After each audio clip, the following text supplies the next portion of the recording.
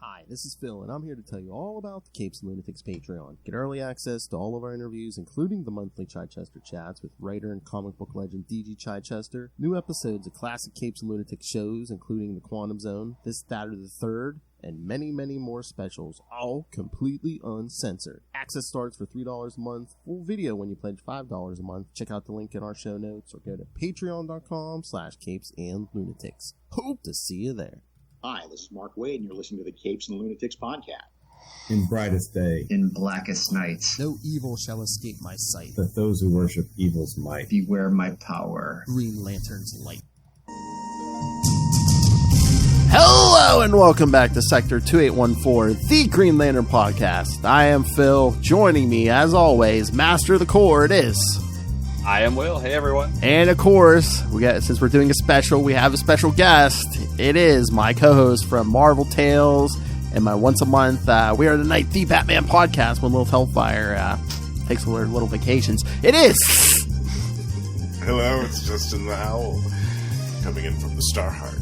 That's right. So if you have not listened to Marvel Tales episode 13 over on Capes and Lunatics, stop right now and go do that, because this is part 2 of our JLA Avengers special.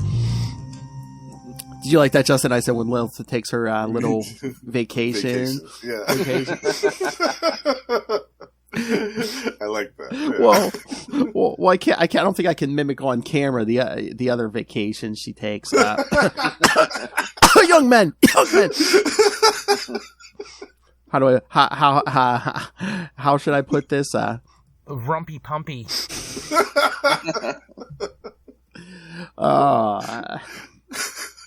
Anyway, we usually start a Sector 2814 with like, oh, hey, Will. Well, there's no new Green Lantern news, except, kids, stay tuned for Capes and Lunatics episode 294. Will and I are going to be talking to Jeremy Adams, the current writer of the Flash book and the upcoming Green Lantern book that we've been waiting like over a year for. Not that we're bitter. Seriously, it's what, 13 months? Because that last one ended, in April last year? And then this is going to start in May? Ugh. Yeah, I mean, So they have a definitive date for May now?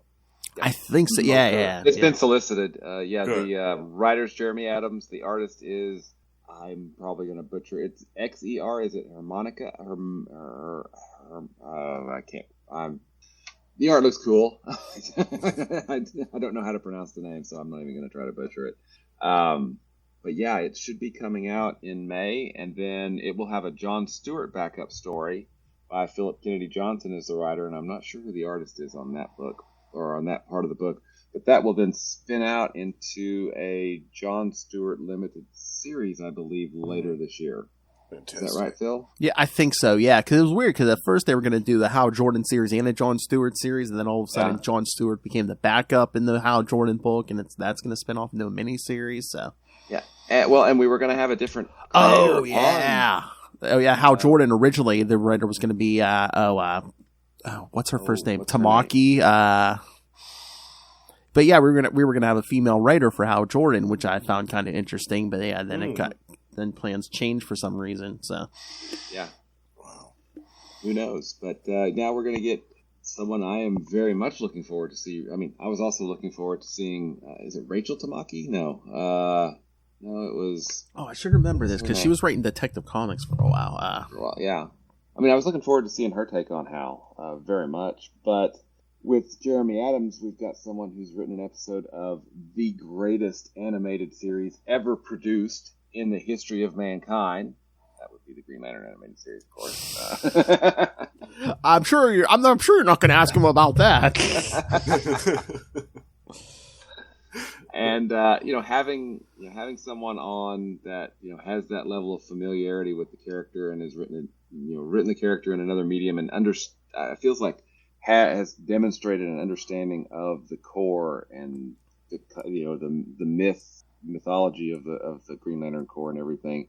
I'm really looking forward to the series. I'm confused because based on the solicits, it says the Guardians have quarantined this sector. Well, last we saw, the Guardians were eaten by this thing, and there are no Guardians, there's no Malthusians, there's no Controllers, there's nothing to do with them in existence. So, well, maybe we'll ask Jeremy Adams if he's going to explain stuff. Because remember, at the end of Jeffrey Thorne's one, we had a bunch of dead Green Lanterns, but then in Dark Crisis, everyone shows up alive and well. So, yeah.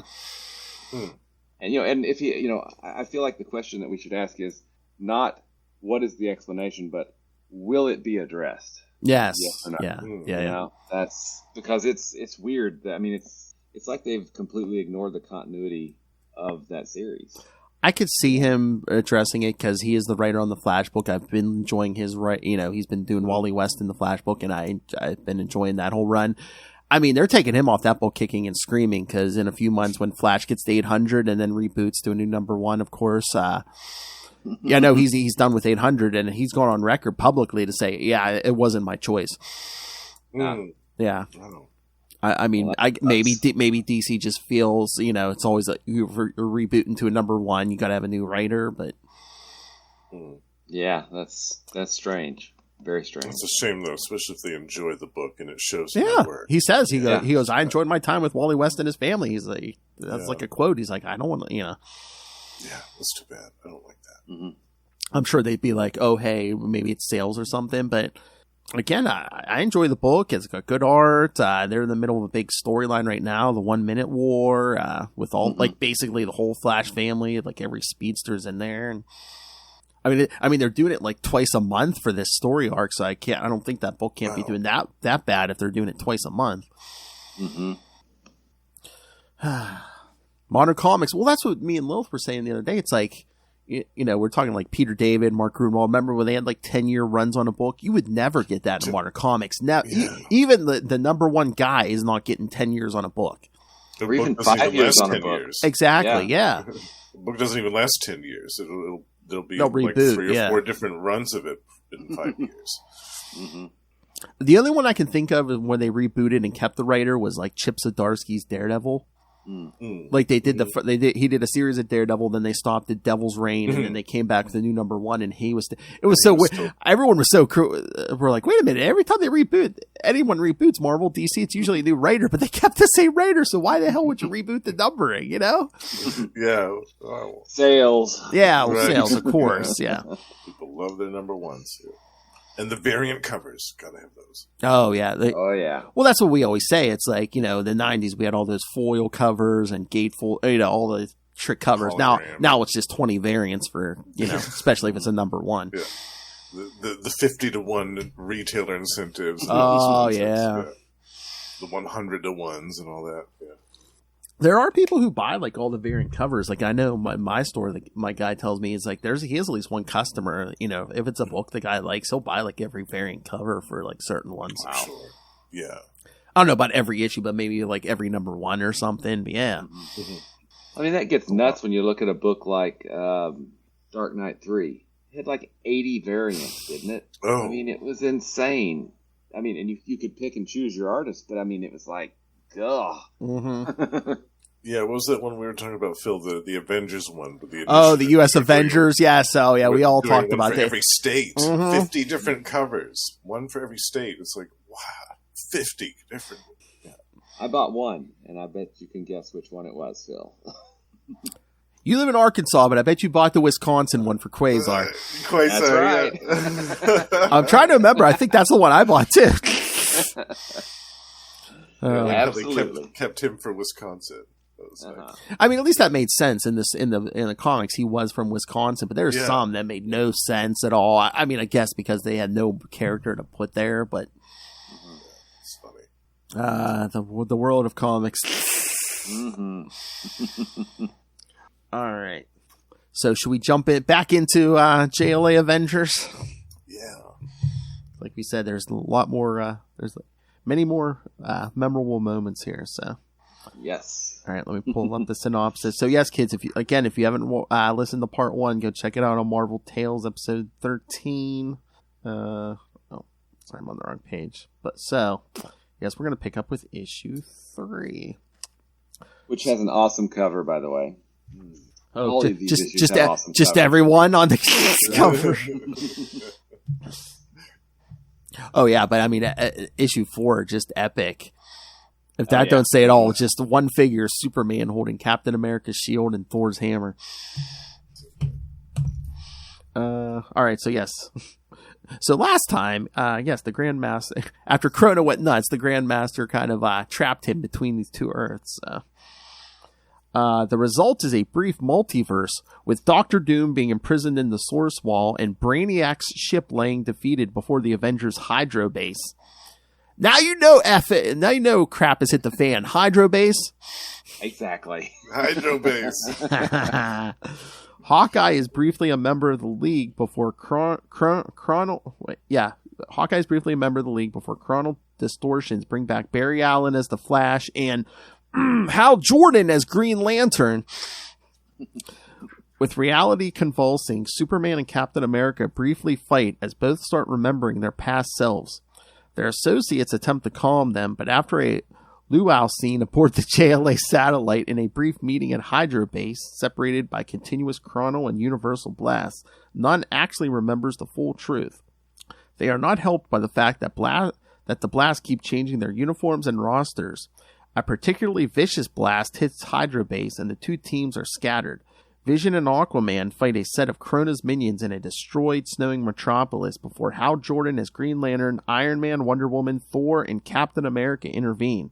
Meanwhile, Superman, Martian Manhunter, Barry Allen as Flash, Wasp, Batman, Goliath, and Scarlet Witch save New York from rivers of lava. However, they realize all the people on the two Earths are intermingling, with differences as dramatic as a Daily Planet issue with an interview with Spider-Man by Clark Kent.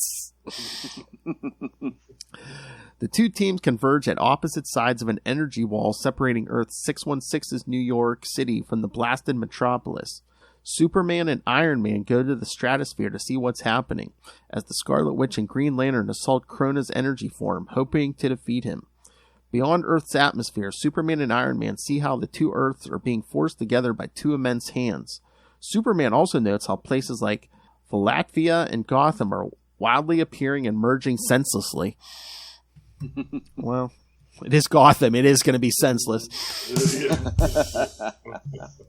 The combined attack pays off and Krona is staved off for a brief time.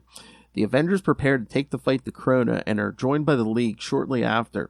However, they realize they have precious little time, and an unexpected ally intervenes to save both realities, the Phantom Stranger. The Stranger leads them through a mystic corridor to the Grandmaster's lair, where they find the entity in his death throes, having been attacked by Krona. The Grandmaster explains he didn't think Krona would go on with his plan to destroy the universe if his own existence was at stake, with him at the epicenter of the junction between universes. However, he has knowledge he needs to find the key to the formation of universes, and is using the powers of the artifacts to force the two universes together so he can witness the birth of a new one. Captain America demands to know how each universe was before the merge. Using the last bit of power within him, the Grandmaster does so. Both teams remember each of their personal stories, and though shaken by their respective tragedies and losses, they agree to team up to vanquish Krona once and for all. Both teams reunite at the JLA moon base, where they prepare as Flash and Green Lantern come to terms with the fact that they shall die saving reality. Giant Man and Wasp realize they are sacrificing their happiness, and Vision and Scarlet Witch give up their hopes of reuniting with their children. Both teams convert an Atlantean Imperial warcraft to reach Krona's Citadel, made from the remains of Galactus. Superman and Batman decide to have Captain America serve as team leader, coordinating with Martian Manhunter's mind link to provide direction to the assault. Captain America gives Superman his shield to wield in the assault. Krona is busy and has realized universes have their own consciousnesses, feelings, and life itself. However, as the heroes approach the Citadel, countless hordes of enemies attack them.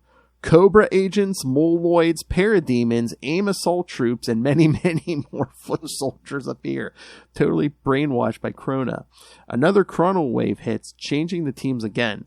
However, with the Royal Flesh Gang, the head-on supervillain attacks commence. Krona gets ready for the final steps in his plan, forcing both Kismet and Eternity, both universes' consciousnesses, to tell him their secrets. He expects aid from Metron, but receives none. The heroes fare relatively well, cutting through swathes of supervillains without serious trouble until Dreamslayer targets and apparently kills both Hawkeye and Flash.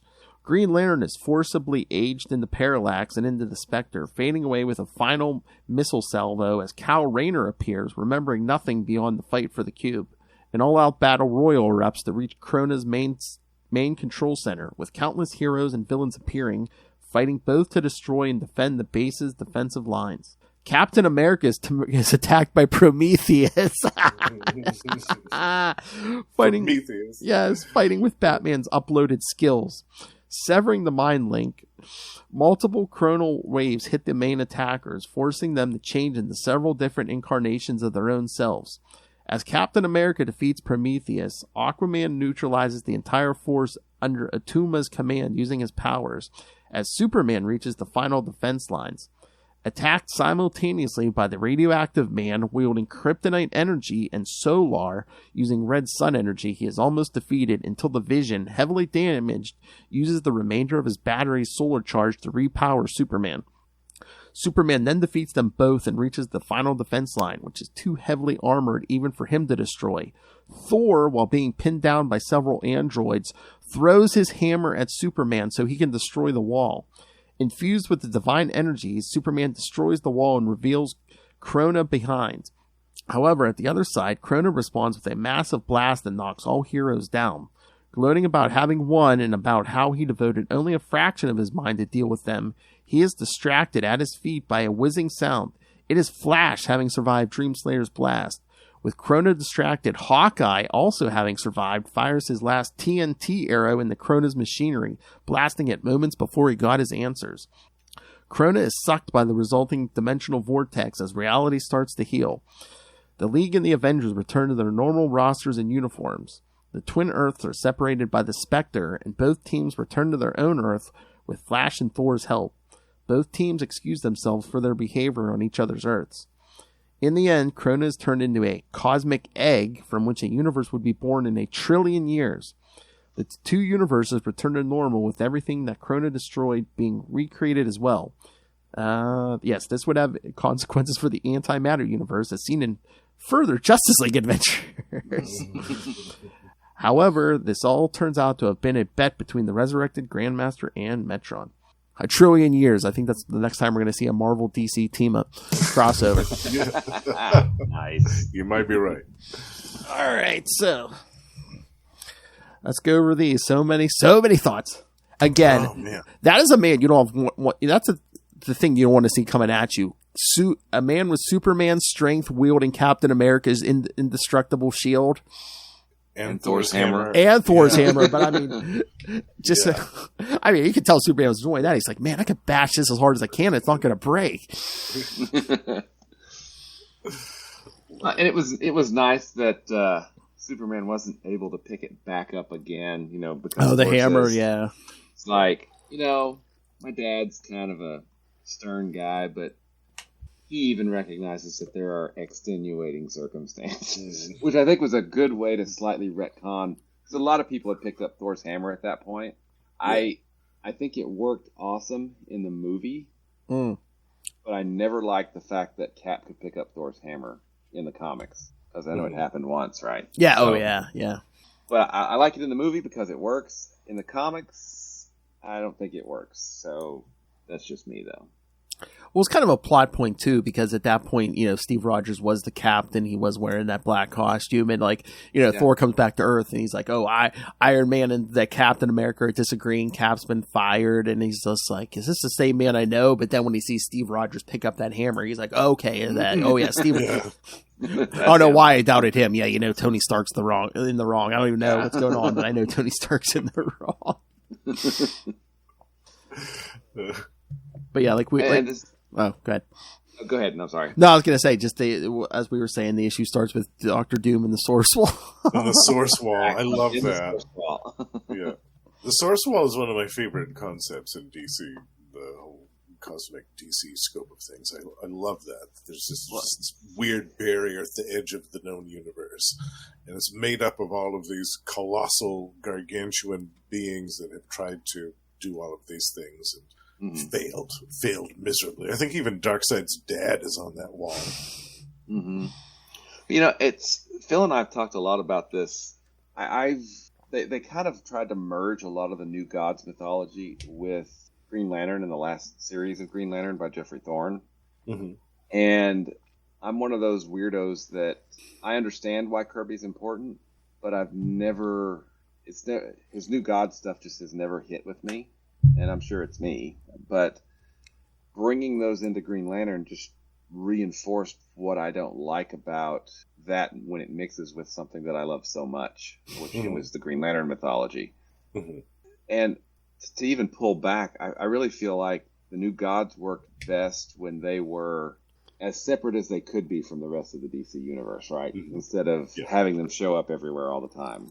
Right, boom tubes in every other issue. Exactly. Right. Yeah, I think we talked that during Cosmic Odyssey, where it's just like I even feel that way about Eternals. I've never been the biggest fan of New Gods or Eternals, but Eternals I think work better because like a year or so ago, we read like that first Eternal series, and where they were kind of in their own little separate pocket. I think it kind of worked better with them, not mingling with the rest of the Marvel universe. Mm-hmm. Mm-hmm. But I mean, that's such a great image, and you can tell that Perez is channeling Kirby, the way he draws. Yeah, definitely. The wall, right? Yeah. Well, yeah, that was probably like his source material, source material. Source material. Oh. Nice. And I love like the intermingling because it's like all of at first it's like oh look Black Canary's got a new man, Hawkeye. Oh, and I have to say I forgot to mention this in our Marvel Tales episode, but have you noticed the titles of each issue? Oh yeah. Oh, yes, yeah. So A Journey into Mystery is the first one, I believe. The second one is A Contest of Champions. Yeah. And then the third one is this Strange Adventures. Strange Adventures, and the final one is The Brave and the Bold. Brave and the Bold, right? Yes. Yeah, which is I mean, it's these are callbacks to these classic titles of DC and Marvel, which is another great little Easter egg, I think. Yeah. The foundation titles, as it were. Oh yeah, Busick and Perez are big, of course, big fans of history. Hell, at this point, Perez is part of how much history? Yeah. And this is like a kind of a historical document up to this point, especially the last issue, because you have pretty much every character that's ever been an Avenger or has ever been in the Justice League. Yeah. Even if they show up in one panel, they're still there. They're still represented. And that's a lot. That's a lot of characters. And some of them even show up in different iterations. Like we get Hal as Hal, and Hal as Parallax, and then Hal as Spectre. Right. And then we get Kyle showing up, and he's just like, okay, I'm here, now what? Keep fighting, right? And then the blue Superman we see briefly. Yeah. Mm-hmm. And all kinds of... We see a mullet Superman for a panel. Mullet, we see... the Eric Masterson Thor. Yes, because I think it was it him and Electric Superman. It's like, oh, who are you? Yeah, back to back. Yeah, what happened to you? Oh, and we even get the Beast as Lion Beast, not Classic Beast, right? Well, in the beginning of 3, we get Classic Beast, but so even then we get different versions of the Beast. I love how they like play with like the themes of like the instead of that first JLA Justice League Justice Society crossover, you put the Avengers in there. Oh yeah. I love that. There were these three. Oh, go ahead, Will. Yeah, that's right. Go ahead. There were these 3 stories that they were talking about in issue number 3. These 3 adventures that they all went through together. Oh yeah. One of them was the Grim Reaper, and who's the other thing? I don't remember. They're just recounting past exploits together when Captain America is starting to doubt what's going on. Okay, here we go. The first one was Ultron and Amazo. Yeah, Ultron 4 and Amazo. Yes. Mm-hmm. Yep. Then it was the Grim Reaper. The Grim Reaper and the Key had the serpent crown. Yes, they kidnapped Mantis and Zatanna. Yeah. And then Kang and the Lord of Time battling each other for the Chronal Egg. And I just thought, oh man, I would love to read all 3 of these. Like all 3 of these adventures. I would love to read. And even like that next page, we're like, oh, it's not the Masters of Evil. They're still stuck in that dimensional void. That was the Crime Syndicate in an issue of Justice League. Well, I mean, and on this, this Flash, we get Silver Centurion, Iron Man. Yeah. We get Guy Gardner making Moondragon very uncomfortable. Yeah, exactly. And the way that Green Arrow and Hawkeye, what does he call him? Match that beardo, no sweat, blind eye. Blind eye.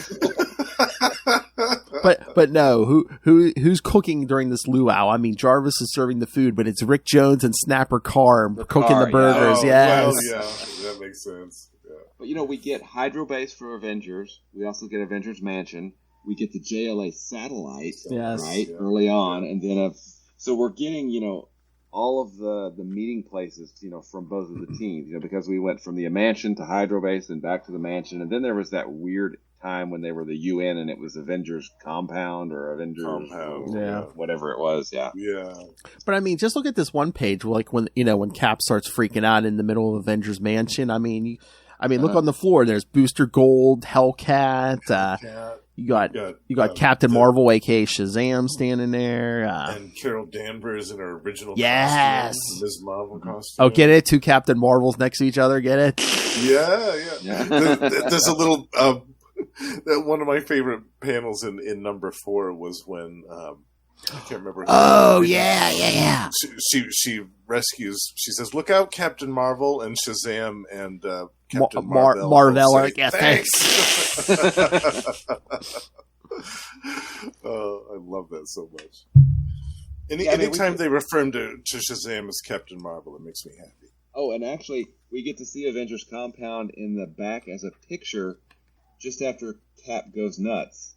Superman says, "Great Krypton," he feels it too. And there's a picture of Avengers Compound. Oh, yeah. Oh, yeah, after the mansion gets... Oh, yeah, after the mansion gets trashed, they build that little bunker thing. I mean, there's just so many callbacks and so much cool stuff going on here. I mean, heck, is that the Forgotten One? Oh, yeah. Next to Vixen. After the Vixen. Yes. Yep. I mean, we had White Vision. Oh, look. Oh, on that same panel with the Forgotten One, we got Namor. Namor. My favorite biscuit.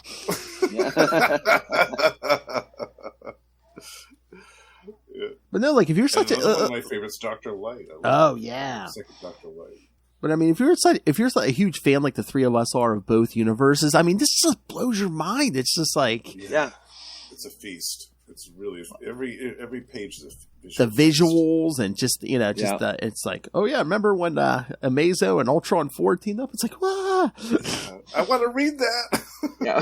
I want this now. Again, cancel both Marvel and DC universes, guys. Combine them, start over from scratch. This is what we want. Bruce Wayne and Tony Stark went to boarding school together. I mean, you could do all kinds of stuff. Well, I'm wondering too. In a few years, somebody made that argument when some of this stuff goes public domain. That, like, I think Superman, Wonder Woman, and Batman are going to be the first to go public domain. I wonder what's going to happen then, because then we might actually see more of this type of stuff. Well, and Busiek was, I think, so smart in, Superman is, of course, the archetype. He's the first, right? But making him the embodiment of kind of the DC universe just makes so much sense. And then doing the same thing for Cap, as for the Marvel universe, and then they're the ones that they realize, they're the ones that realize what's going on. So I mean, I really think that was awesome. Me too. Oh yeah, and then that big reality shift happens. Just the art when you get like the bombed out Metropolis and the snow, it's just the washed out colors and stuff. Stark looking, so cool. Yeah, before that, we even got a shift between Kyle and Hal. Kyle changes into Hal earlier than that in the book a little bit. Yeah, and there's just so many things that there's just so many little details that if you come back and you read this thing 3-4 more times, you're always going to find something new. Again, it's like, we did an hour over on Marvel Tales. We're probably going to do at least an hour here. And I swear we're just still going to barely scratch the surface of this thing. 2 hours, and I swear we're barely going to scratch the surface of this. So much on every page. There's just so many details to take in. I mean, you could read this a dozen times and still not get it all. I mean, they could have stretched this out more than 4 issues. They could. Yeah, absolutely. Yeah, especially if we had seen like that stuff with the Mazo and Ultron teaming up. Oh yeah, and the Grim Reaper and the Key with the Serpent Crown. Modern Comics, they would have done another miniseries where it's like, oh yeah, look at the past tales from this combined universe. Yeah, that would have been great. Yeah. There would have been an editor's note, and then they would have said, "See this miniseries for more." Yes. Oh, that would have been one of the few times I'm like, yes, give me more miniseries. Yes, out of more this event. these. Yes. Yeah. Oh, look, Will, one panel with two of the big archetypes of your reading history, Cap and there you go. Hal Cap Jordan. and, Yes. yeah, exactly. Side by side. Love that one.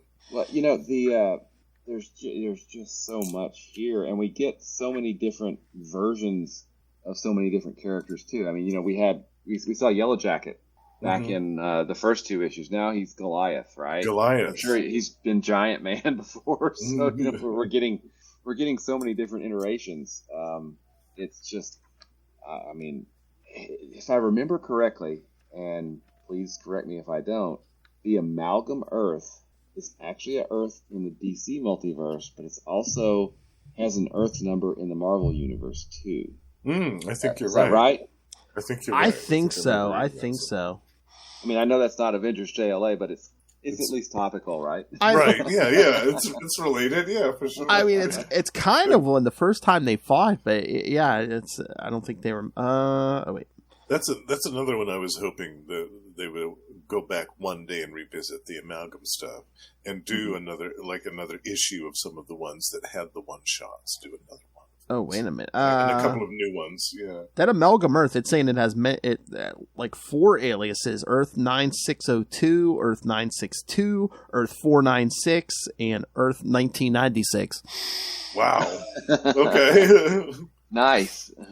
I'm assuming at least one or two of those are in Marvel, and at least one or two of them might be DC, but yeah. Oh, wait, okay. The Amalgam Universe was originally designated Earth 962 in Marvel Encyclopedia, but a few years later, Official Handbook of the Marvel Universe Alternate Realities 2005 number 1 changed its number to 9602. Oh, okay. Within the post-crisis incarnation of the DC multiverse, the Amalgam reality was numbered as Earth 496. In the Essential Wonder Woman Encyclopedia, while in its current version, it is known as Earth 1996. As stated in Dark Crisis Big Bang number 1. Okay. So yes, it's at interesting. It's at 2 numbers in Marvel and 2 numbers in DC. So that's the. Oh my God! Could any writer do that and ever tie in every? I mean, every time it seems like the characters don't know each other, but could any one writer kind of tie in every Marvel DC crossover? Oh man! All of them? Yikes! All of them? Yikes! Yeah. I mean, just the Amalgam stuff alone would be hard to do, but yeah. Oh, there's been so many events. I know, and Batman's done half of them. I mean, at first it was Batman Hulk, and then he met. There was 2 like Batman Spider-Mans. There was 2 That's Batman true. Daredevils. All right. I know. Will likes me to do this. Okay, yes. The one more Batman Daredevil crossover written by a friend of the show. This is DG Chichester, and you're listening to the Capes and Lunatics Podcast. Yes, who we speak to every month. Lilith and I. Chichester Chats. Yes. Yes, stay tuned for the next episode where we just recorded this morning where we talked to him about Nick Fury, Agents of S.H.I.E.L.D. 15 through 19. Very nice. Oh, nice. Nick Fury and the team go to space with a couple cameos by the Fantastic Four. Nice. All right. Back to the story.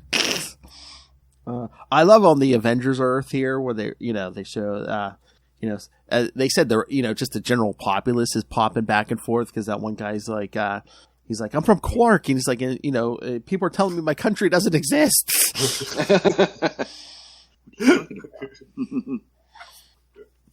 What's Madripoor? Oh, yeah. That's true. Marvel does have some made up stuff. Yeah, Madripoor.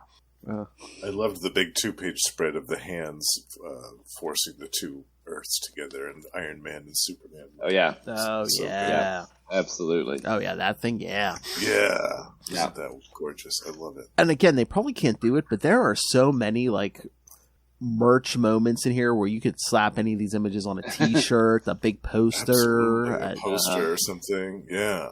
Yeah, just like 4 or 5 pages later, you get the Grand Master revealing how reality should be to all of the characters. And it's this giant double-page splash with all of the heroes around it, and then snippets. You know, you get to see Lex Luthor being elected president, right? There's Jon Stewart. There's Nightwing and Barbara Gordon there. Phil. Yes! Thor and Beta Ray Bill. You get the Justice Society, Ultron, the Thunderbolts. Great series, by the way. Yes. The new Teen Titans. I mean, there's so much. Wait a minute. Even Onslaught. Yeah, Far Left's over there underneath Aquaman. That's part of the Gatherers, right? Let me find the page. Is that, what's his name? Proctor. Proctor. That is, yes, it's Proctor and Cersei. Yeah. Isn't that evil like Black Knight for... Yeah. That's Proctor and Cersei. There's just so much stuff here. The Supreme Intelligence. The U.S. Agent versus Cap. Oh, yeah. Jack Knight. You get the mansion. There's Jarvis with a gag on, which is the Masters of Evil, the Mansion Siege. Yeah. Yes. Oh, yeah. It was the Eradicator. Yeah, definitely. Yeah, the Reign of the Supermen, yeah. Justice Society. Jason Todd. Oh, look, Will. DC 1 million. There's that Justice Legion A. Hal's pointing right at it. Yep. Jon Stewart. Yep. There's just so much stuff here. That guy. Oh God! Look at Exodus with Ilyana Rasputin. Yeah. Oh my God! Look right above Superman's face. There's the Avengers from Heroes Reborn. Oh God. Oh yeah. Boo. To their credit, Marvel never like wiped that from continuity. It's like, yeah, it happened. Let's just move on, though. That's true. They will always admit to that. Yeah. We just don't talk about it, right? Yeah. First rule of Avengers. The first rule of Reborn is there is no Reborn. All right. Basically, yeah. I don't know when it's happening. I don't know where it's happening. But eventually, I believe I got Lilith to agree to cover the whole Heroes Reborn event. But she said it has to be a night where she can get completely drunk. Yes. Even I won't touch Can you imagine? I know, even Justin won't do that.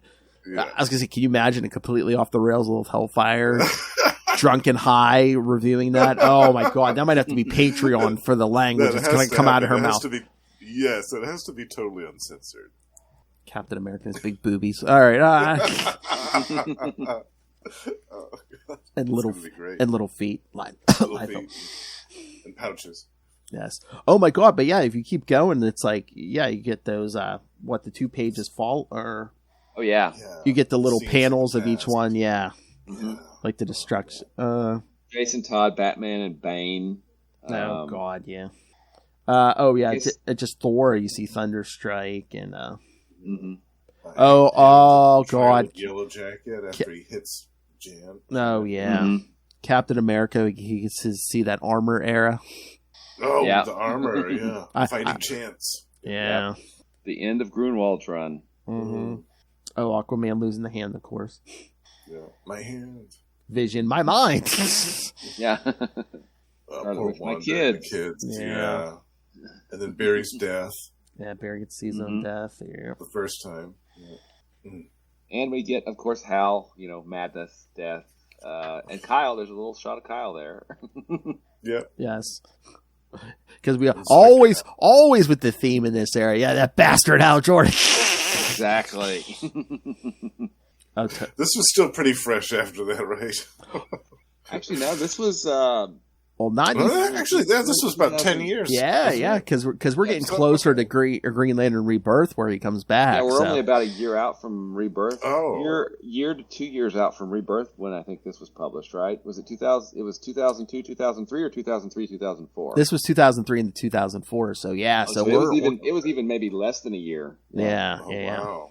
Okay. See the Iron Man panel? Yes. He does. He sees when he gets paralyzed. You see War Machine.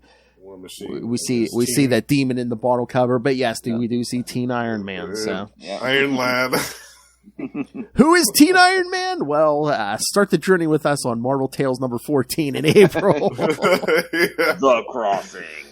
You'll find out all about it. Crossing what? Crossing what? Crossing out of good taste. Man, that's a pretty early Hal Jordan, isn't it, Will? Because the green things don't go like over his shoulders. Yeah, we of course get the the rings on all the fingers. Yeah. But wait, is that supposed to be Katma up there in the top? Maybe. Oh, maybe. Oh, okay. The only thing anyone ever talks about from Action Comics Weekly, the death of Katma Tui. Exactly. They don't talk about Hal's appearances on Oprah's show. They don't talk about him being locked in a yellow safe. None of it. Nope. That's another one we can add. First rule of Action Comics, Green Lantern is don't talk about Action Comics. At least we did it. At least we did it. We did it early on.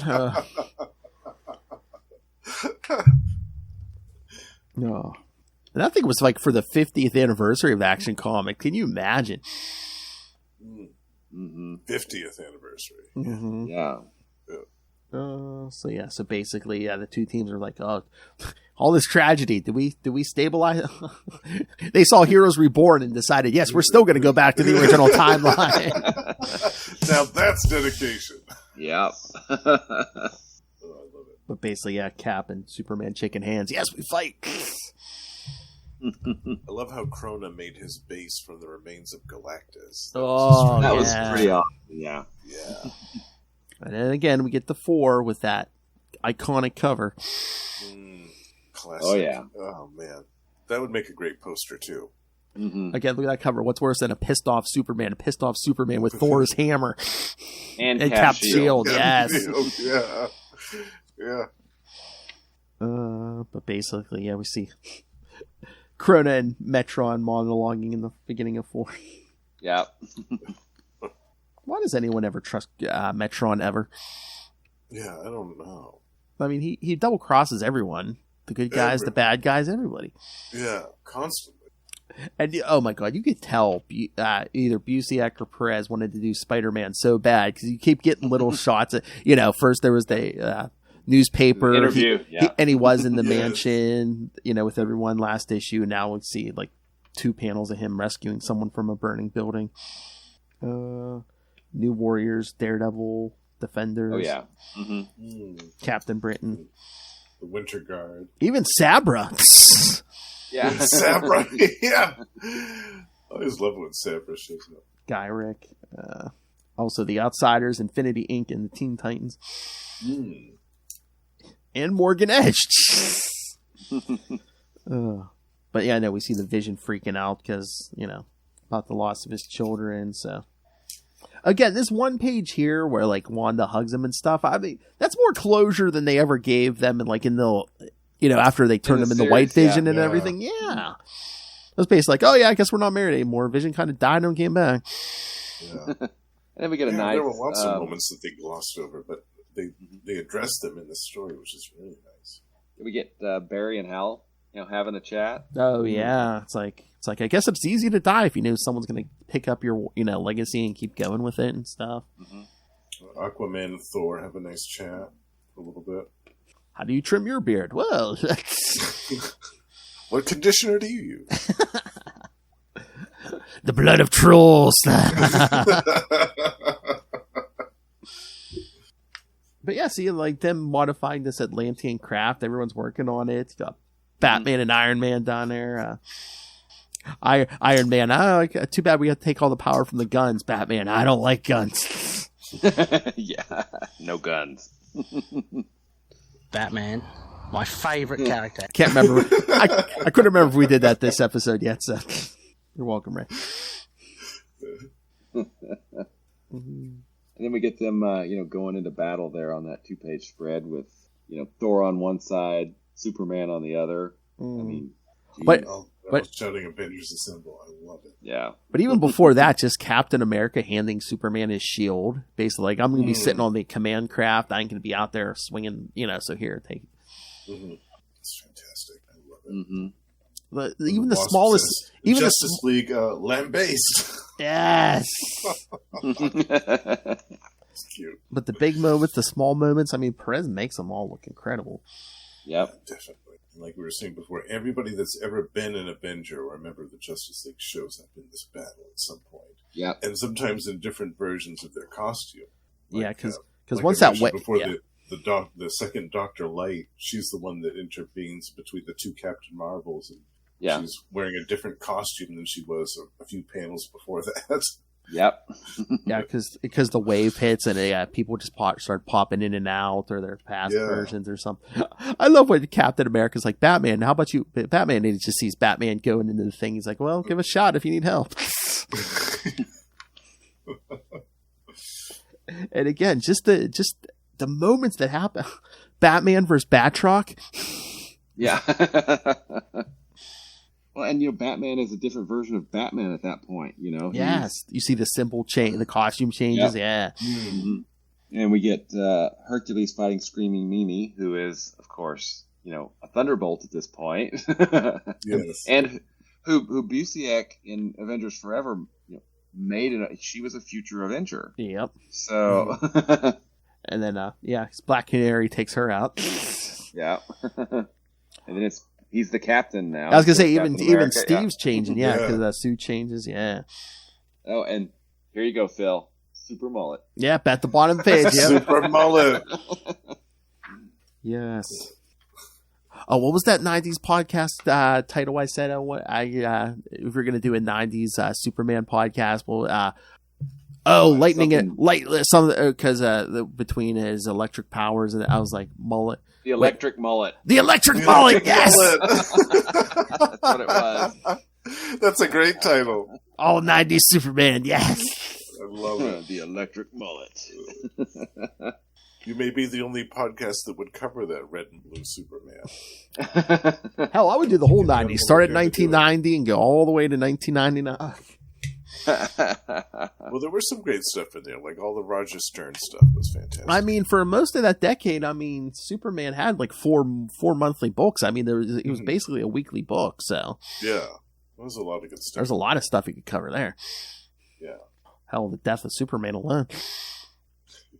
Yeah. Well, then we get a great, Hal is fighting with the Atom on his shoulder, and the Atom changes costumes 3 times. Hal goes from no white in his hair to white in his hair as Parallax, and then Kyle comes back, and then he's Kyle, yeah, and then we get actually a good shot of Kyle on the next page with the Atom and Ant-Man, which I thought was really cool. Yeah. I love even the Atom when Ant-Man catches him. He's like, "We have met, right? It's getting hard to tell."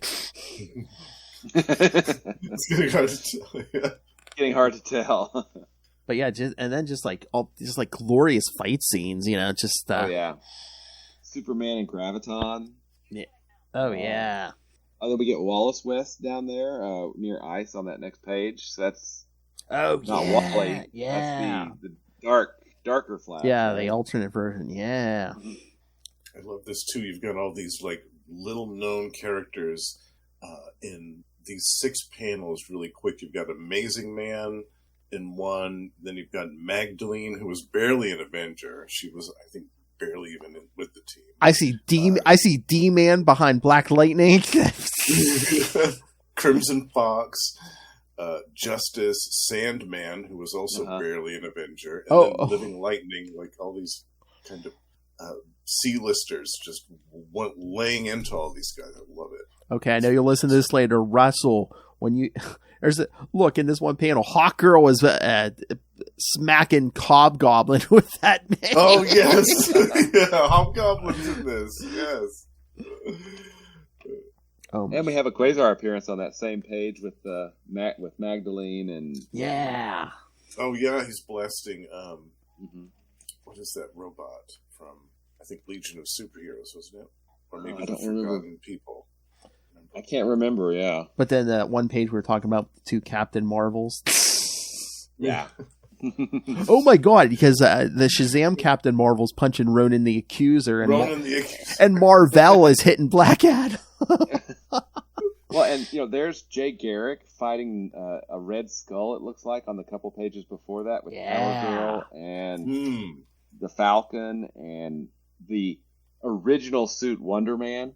From Wonder Man. I mean, from Avengers #9. The green and red costume. Yeah, and we've got War Machine up there. I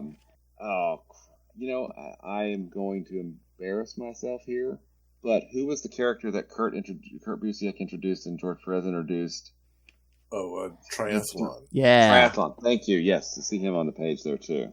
Yes. Oh yeah, because I think he was in the current roster at the time. Yeah. Yeah. Mm-hmm. Yeah, I think he was with the team then. Machine Man, like old school Machine Man's on there. Mm-hmm. Bloodwind.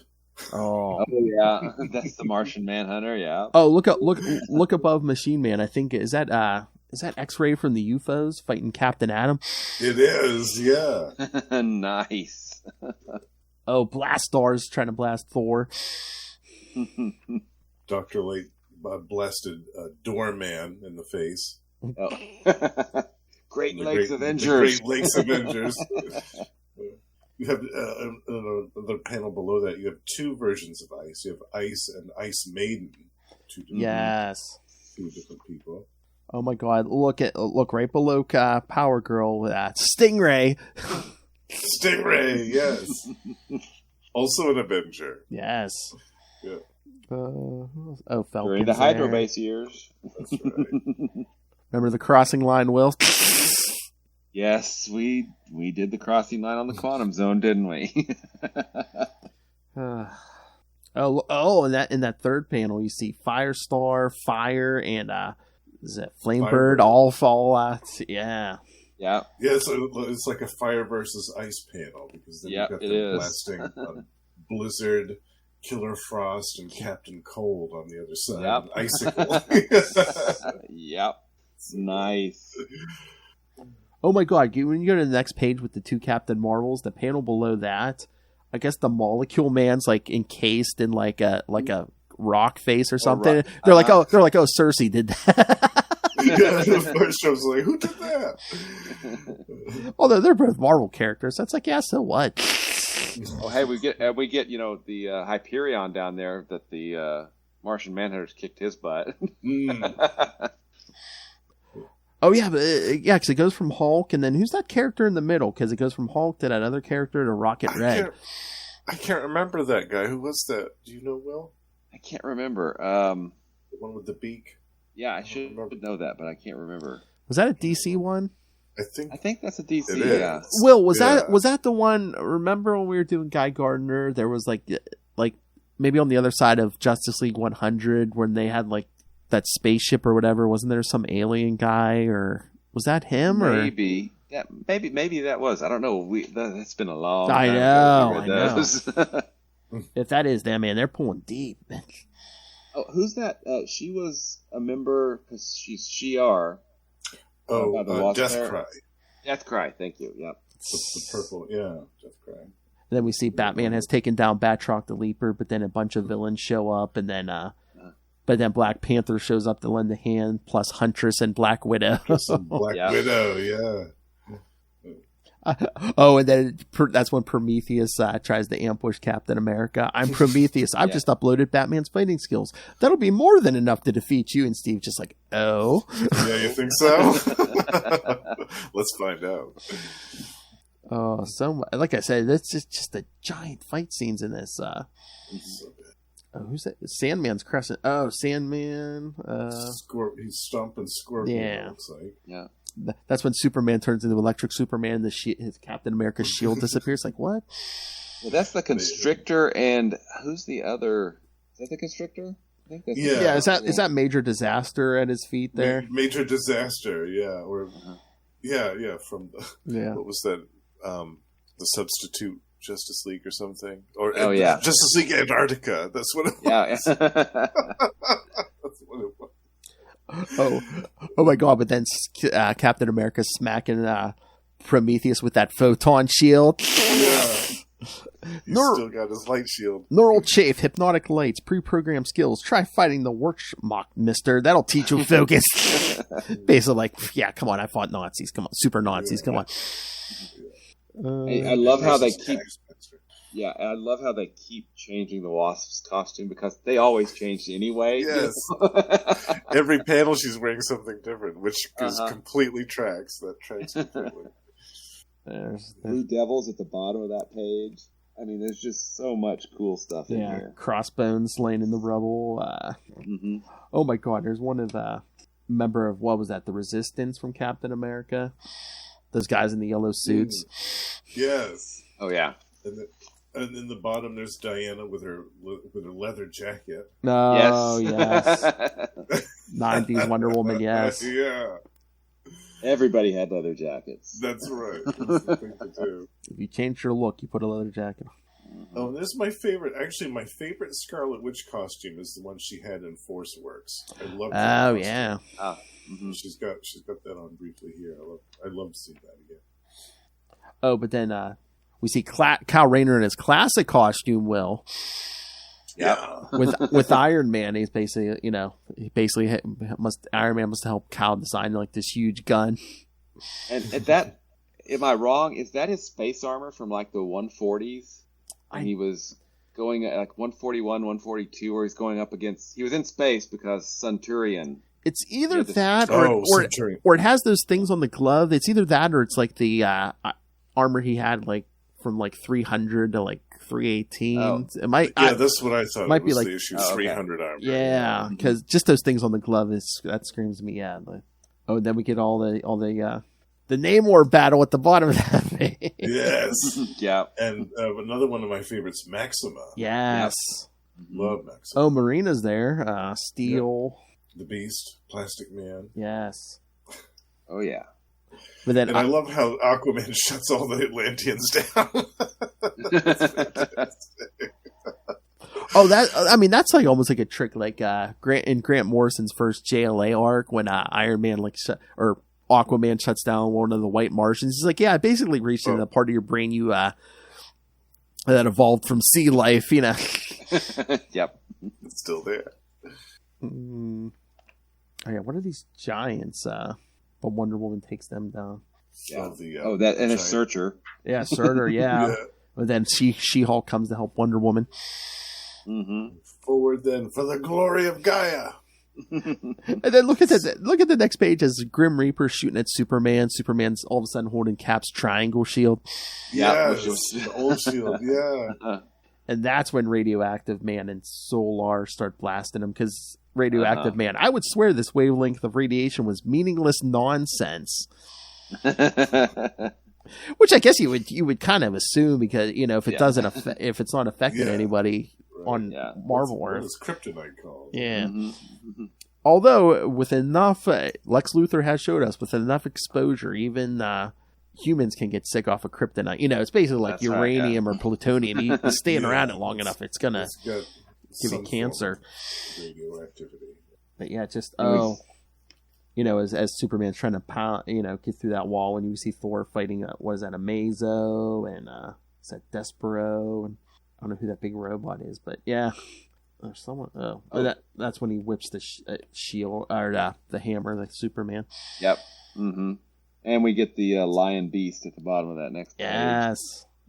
But then we get that's Charlie 27 from the Guardians of the Galaxy. Yeah, because Animal Man.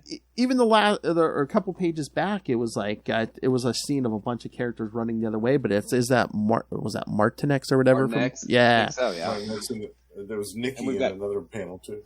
Yeah, we've got Yondu in this one plus Kilowog.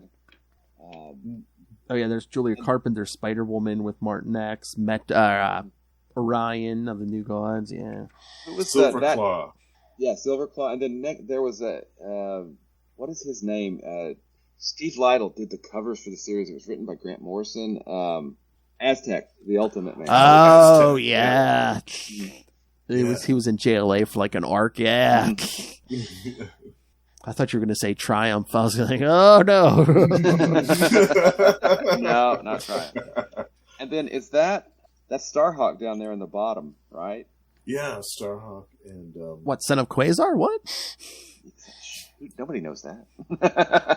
I love when we covered that Guardians of the Galaxy arc, and they revealed Starhawk was like future Quasar's son or something. And remember Ray's reaction? That's where we got the drop of What the F? Yeah. That was the source of that? Yes! Oh, I love it. That's fantastic. I heard that. I'm like, I gotta cut that out of the feedback. That's going in the fouls. What the F?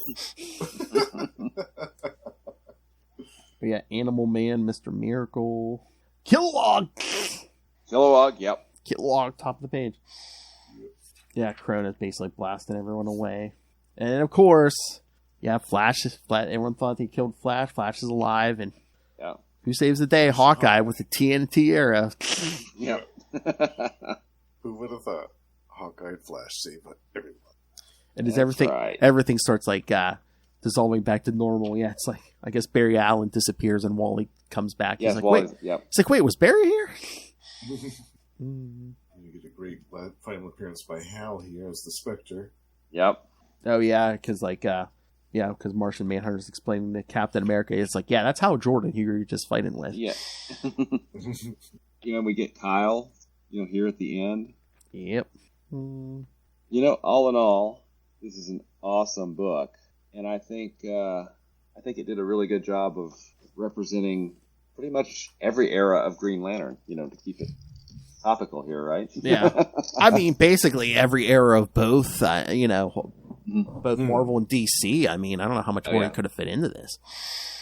And not just Green Lantern characters. You had the different eras of Superman. You had the different eras of Iron Man. The Wasp in her costumes. You had so this kind of as a time capsule is from the beginning of both universes, kind of up to this point. I mean, it represents pretty much everything in there: the good, the bad, and the crossing. Sorry, did I say that? Oh. I like that. Don't run my poor choices in my face, okay? Couldn't resist, Bill. I'm sorry. Not sorry. I was gonna say at least from the Silver Age to this point, but again, it's like they did drop stuff in like Jay Garrick over there, and yeah. Mm-hmm. So I mean, it's a shame that this is not in print. Yeah. Continually, right? Yeah. I mean, this should be sold all the time. Yeah. Is it a nice hardcover edition with Yeah. And I don't know the answer to this, but is it on the DC app or is it on the Marvel app? Nope. It's not on either of them. It's not on either one. Really? Mm-mm. That's what I'm thinking. If they did it, they should agree to put it on both. Mm-hmm. Yeah, it makes sense. Yeah. It's like if you put it on yours, we can put it on ours. But I wonder though, is that going to be a legal thing, or it's like, well, how do we split the profits and all that good stuff? Oh, yeah. Well, I mean, technically, DC published 1 and 3. Yeah, Marvel published 2 and 4. So basically, it should be like, I mean, I don't know how easy that would be, but it's like, whatever the profits are, you get 50%, we get 50%. Exactly, right. Yeah. It should be pretty. Yeah, but I'm sure it's a lot more complicated than we realize. Yeah, because again, I don't think there's no Marvel or DC crossover on either app. Oh, the amalgam stuff is not there. No. Oh, that's not anywhere to be found, is it? No. Although, wasn't that reprinted recently? The amalgam stuff. They were I know they were collected at least once or twice. I don't know how recently, but. Yeah, I don't know if it ever made it. I don't think it ever made it to digital anywhere. So, wasn't there I saw a collection of that recently? But maybe I was mistaken. Iron Lantern? I think Kurt Busiek wrote that, and then like Paul Smith did the art. I mean, this was like a gorgeous. Oh yeah, book. Yeah, some of those amalgams were really good. Mm-hmm. Yeah, some of them were so good, and some of them made absolutely no sense. Yeah, I loved the one that had that John Byrne did was Storm and Wonder Woman. Oh yeah, Amazon. I really liked that one. Oh, and then they combined, what was it, Super Soldier with Superman and Captain America. Yeah. Oh yes, Iron Lantern. And that was Dave Gibbons, I think, did the art for Super Soldier. Dave Gibbons, I think. Oh yeah, well, we might have to cover Iron Lantern here at some point. Yeah, I mean, it's only one issue. Iron Lantern, aka Hal Stark. Hal Stark. Oh, I love it. That's great. I think it was basically what, instead of a ring, it was just like alien powered armor. Yeah, alien armor. Yeah. Mm-hmm. I'm trying to find the creative team on this. I'm just seeing the character information. Oh yes, kid. I guess there is an amalgam database website. So nice. You know, the only thing, thinking about JLA Avengers, the only thing I think I would have liked to see just a tiny bit more of, if they could have somehow crammed it in, was to see something like, Epoch or Eon, some cosmic level being aware of what's going on. We got Galactus, so and that was, very central to the plot. But then also like the Guardians of the Galaxy. I mean, they're not Guardians of the Galaxy, Guardians of the Universe. Right. Powered godlike beings that are trying to deal with all the chaos or something that, we didn't really. Of course, I'm a big fan of the Guardians and a big fan of, Eon/Epoch/Era. Mm-hmm. So, yeah, that would have been cool too. Oh, yeah. To see some other witnesses to this event on the cosmic level that would have that type of awareness, that would know that something was going on. Yeah, we're Celestials. Oh, yeah. The living tribunal. Exactly. We did see. I think we saw like a picture of him or something, but not necessarily the tribunal. We did get to see, of course, the Phantom Stranger was in there. Eternity, yeah. Eternity and Kismet, making out. Yeah. I liked that. I liked that. That was a cool little twist, actually. You always could have worked in our favorite dimension of manifestations, Oh yeah. Exactly. We're all infinity and eternity and all them get like physical forms and stuff. Yeah. Oh yeah, but we're gonna have to cover Iron Lantern #1 at some point. Yes, written by Kurt Busiek, penciler Paul Smith. 1, 2, 3, 4, 5, 7 inkers on one issue. Oh wow. Yes. Paul Smith is sublime. I mean, a fan since his Uncanny X-Men work. He did Leave It to Chance, I think, probably around this time for Image. Was it Image? Maybe, but yeah, just a wonderful artist.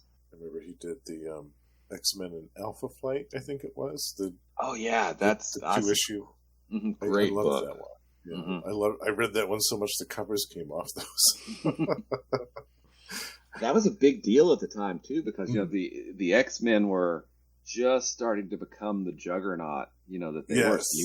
So you didn't have overexposure. You got, it's more X-Men. Yes, please. I'll take some of that.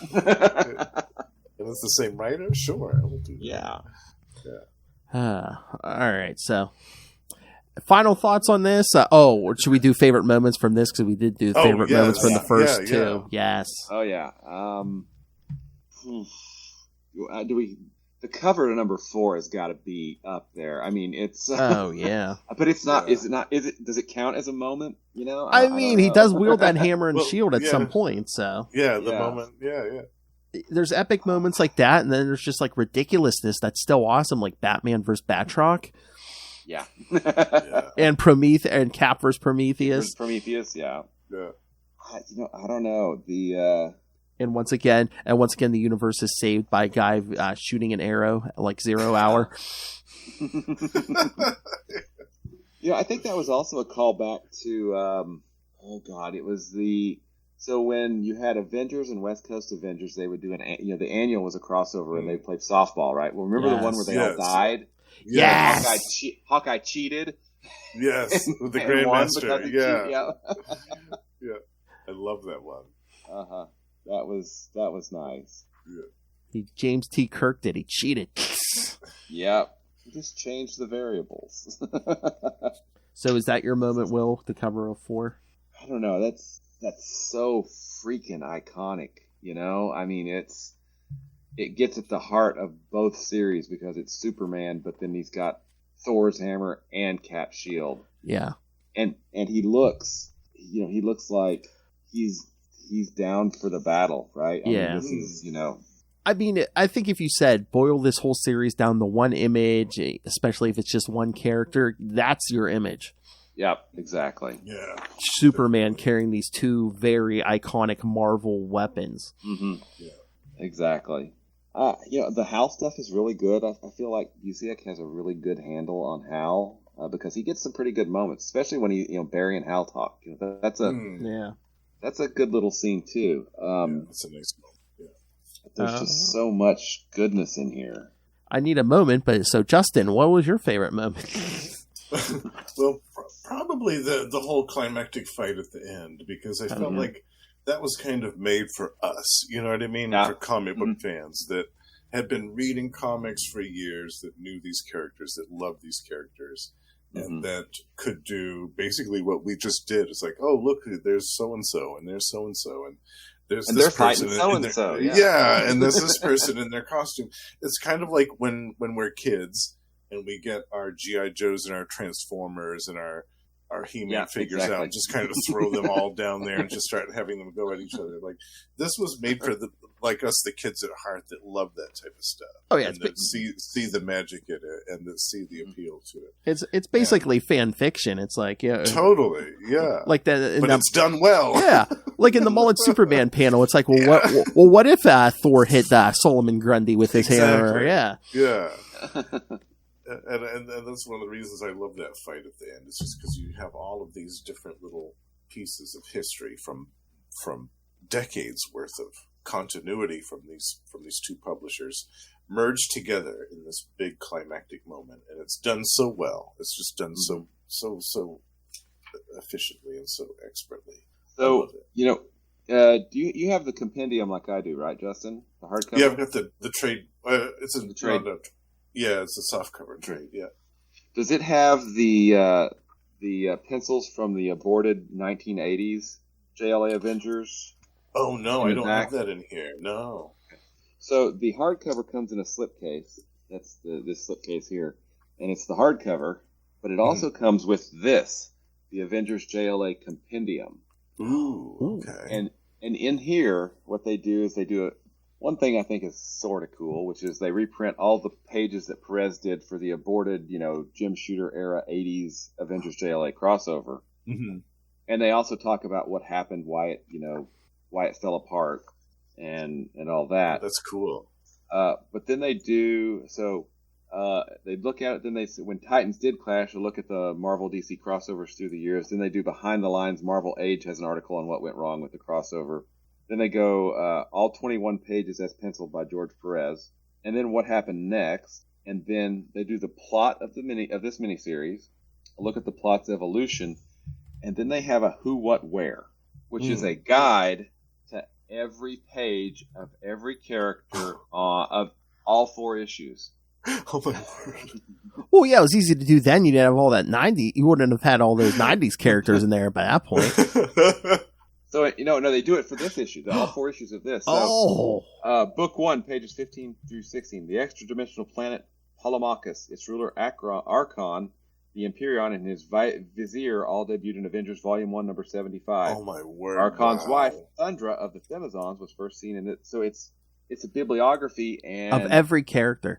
Of everything That's that showed incredible. up. Oh, my God. And it's like... Must have taken them... Wow. 12 pages or so of stuff. Wow, I can't imagine. I want a framed. I want the framed page of. Superman's mullet first appeared in.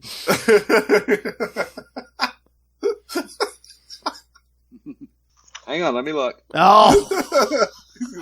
But they do say on page 218, the cosmic egg is a visual tip of the hat to the chronal egg that appeared in the original, never completed version of JLA Avengers. Oh, cool. So, Mullet Superman, hang on. I'm sure it's in here. There's a lot to get. There's so much stuff in issue 4. Yes, that must have several pages. You'll probably do a phone book just on issue 4. Yeah, it's pretty darn awesome. So, this may have been reproduced elsewhere, but if you can get the hardcover with the slipcase, it's awesome. Nice. Yeah, that's awesome. All right. Electric Mullet Phil. Electric Mullets, yes. All right. Final thoughts on this? Oh, I was going to say, I think my favorite moment, again, there were so many, but issue 4, just the Justice League and the Avengers, that kind of 2-page mini spread up there. Yeah, That's another iconic image. Yeah. There was a moment with Hal and Barry before they had their scene where Hal's talking about, how do we know if we exist if we're continually changing? And then Barry says something like, that's really metaphysical. And I feel like that was a direct comment on how metaphysical the Spectre series was, by JLA, which I thought was a really cool call. Excuse me.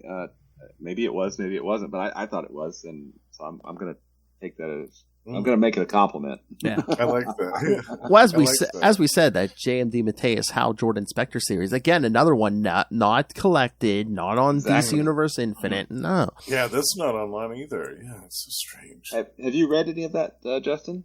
A little bit of it, yeah. Yeah, I haven't read the whole thing, but the issues with Norm Brayfogle. Oh, yeah. Really good. Yeah, really good. Yeah, so.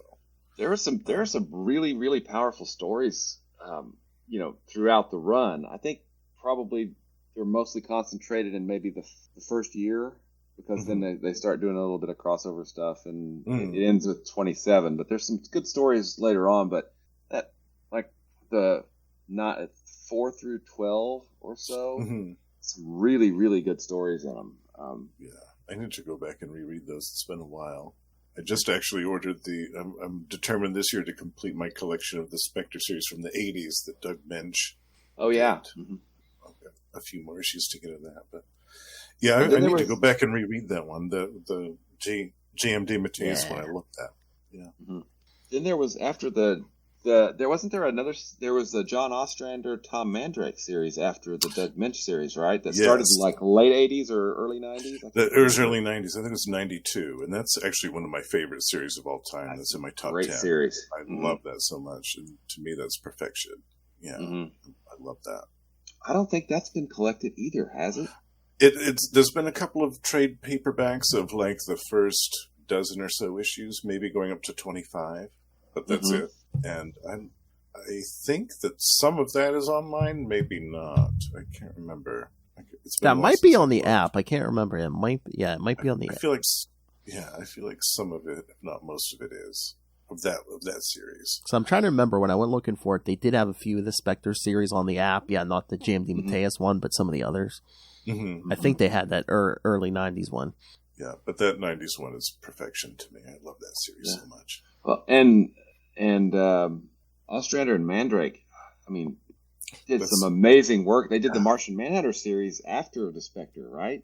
Is that right? That was before. No, I think it was before. Oh, they'd worked together before though. And was that the one I'm thinking? Was that like late 90s or something, or early 2000s? There was a Martian Manhunter, unless I'm thinking of a different team, but they had worked together a bunch of times. I think they'd worked together since the 80s. There was Grimjack, I think it was, when they first started working together. But yeah, such great talented guys. All right, so anything else, gentlemen? I know we went long, but there was a lot here. So there's a lot here, yeah. Even just issue 4. It's just a lot. Yeah, we could have done a whole episode just about issue 4. Just on number 4, yeah. That's what I said. No, I love this. We did a combined over 2 hours, probably closer to 3 on this, and there's still more we could have gone into. Easily, yeah. I hope they do another one. I really do. I think it's time. How is that not just unlicensed to print money? People pick that up. Even people especially now with the films being so popular, like you'd think that would be an easy cash grab. But I mean, it has to be like a pure team up, because I think the thing is like neither side wants their guys to lose to the other side. Yeah. So yeah. Well, and Busiek attacked that early on by saying, well, and it's the same thing that happened with Quasar when he fought the Silver Surfer. He figured out that, I'm working for the bad guy. Yes. So I'll throw the fight. So it's not like we actually lost. We chose to not win because we realized we were working for the bad guy, which is what Cap figures out because he and Batman are going, through there. So technically it's a win, but it's not really a win, right? Again, you could just do a pure, we got to team up against the Masters of Evil and the Injustice Gang. Something. Yeah. But yeah, this is a modern masterpiece. Oh yeah, timeless. Get modern, timeless. I think everybody should have it. Oh yeah, if you're a fan of Marvel or DC, you got to read this. Yeah, It's a great story. In addition to being beautiful art, I was saying a beautiful art and a time capsule. It's a great story. It's written very well. All right. And I'm curious, did either of you? I know we're going long, but did either of you read the JLA after this and follow what happened? I mean, because they talk. I know that I seem to kind of barely remember like an issue where they're talking about. Yeah, we've got this cosmic egg thing. No, it's been a long time, but I do remember reading this. Kurt Busiek was on there for a while, and it affected. It was like stuff with like the dimension of Cord and stuff, and like the crime syndicate was in there. Yeah, I need to go back and read that because that was one on my list that I wanted to go back and check out. Because I'm trying to remember, that might have been the storyline where it's like the crime syndicate kind of starts to realize where like changes that take place in the regular universe affect them, because it's like at this again. Well, this is like after Cal left and John Stewart joined, comes back to the Justice League, and all of a sudden the crime syndicate get like a new power ring, a black guy, and you're just like, wait a minute, what happened? Well, then, and ultimately they use that power ring. Oh, for Jessica. Jessica, to bring her into the actual core, which, gives us another Earth Lantern, which I think is really cool. Yeah, that was like New 52. Yeah. I think that was New 52, yeah. Which... We'll get there eventually. But... We go in order. We'll get there eventually. Green Lantern kind of got a pass with New 52. Okay. Well, yeah. I said that the two biggest sellers, they kind of hardly touched them. Is Jeff Johns' Green Lantern, and who's DC's other big seller? Batman, my favorite character. That's the one. All right, let's get out of here. We're almost at an hour and a half. Yeah. Well, kids, between these two episodes, don't tell us we didn't give you anything this week. Yep. All right, so yes, but all right, next week on Sector 2814, we'll be back to our regular scheduled programming as we cover Black Circle Urban Knights. The crossover from Green Lantern 162 through 164 and Green Arrow 23 through 25. So, and that ends our Judd Winnick run on Green Lantern, correct? Yeah, because I was looking. I think this is Judd Winnick's last Green Arrow, and then I think Ben Robb is writing the Green Arrow, and then after this arc, they switch books. Yeah. Oh, okay. Yeah. Cool. So I guess it's prep for both of them to jump through each other's books. So yeah, send us your thoughts, and send us more, JLA Avengers thoughts, because there's a lot here to unpack. So send us your thoughts. We'll read them on both shows. I know the one guy over there, he'll read it on both shows. All right, so send us your thoughts. Email us, CapesandLunatics@gmail.com, or call the voicemail 614-382-2737. That's 614-38-CAPES.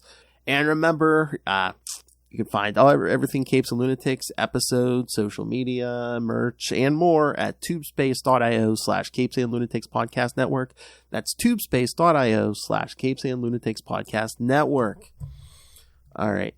Since he is our guest and he has the less plugs than you will, Justin, thank you for joining us. So, where can people find you every month? Here on Capes and Lunatics Sidekicks, you do join me once a month for We Are the Night, the Batman podcast. Australia's favorite. Every week on Marvel Tales as well. Yes. Where we will be covering The Crossing in April. Yes. Oh, that one might kill us, Phil. We'll see.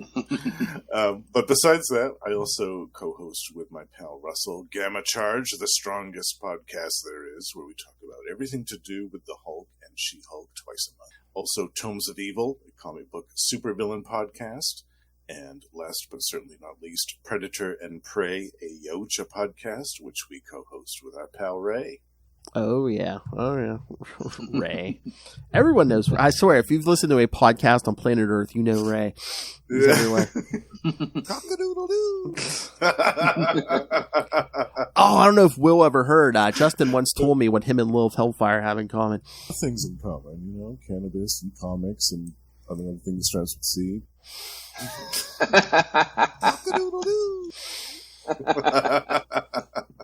Nice. All right, Mr. Will Allred, master of the core, master of the quantum zone, master of the Kickstarter comics, master of podcasting, master of cosmic comic book figures. Where can people get a hold of you? You can find me at Wallred, that's at WALLRED, at Gmail and Twitter and Facebook and all those other, social media places. You can also find my comic work. I write a book called Crossover Division that we have successfully kickstarted 4 issues.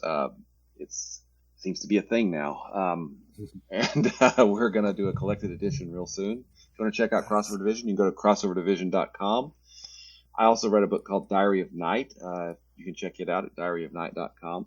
And Phil is not the only podcaster that I annoy on a weekly basis. I also hang out with Kevin Joseph, writer of Tart, and we host a podcast called Explain Yourself, where we bring on comic Kickstarter creators and discuss their live projects and try to get more eyeballs on, indie comics on Kickstarter. So that's a lot of fun. Every Friday night at 11 Eastern Time.